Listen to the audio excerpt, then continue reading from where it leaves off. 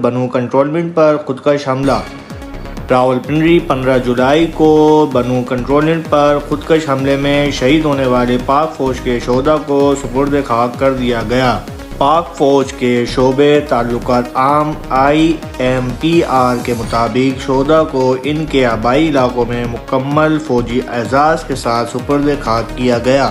IMPR کے مطابق نائب صوبیدار محمد شہزاد شہید، حوالدار شہزاد احمد شہید، حوالدار ذوالحسن شہید، سپاہی ارسلان اسلم شہید، سپاہی اشفاق حسن خان شہید، سپاہی محمد سبحان مجید شہید، سپاہی امتیاز خان شہید اور فرنٹیئر کانسٹیبل کے لائنز نائب سپرد علی خان شہید کو سپرد خاک کر دیا گیا۔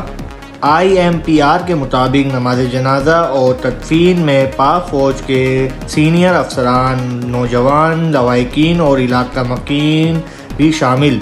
IMPR نے کہا ہے کہ دہشت گردی کی لعنت اور آخری دہشت گرد کے خاتمے تک جنگ جاری رہے گی اور شہداء کی یہ عظیم قربانیاں کسی صورت رائیگاں نہیں جائیں گی۔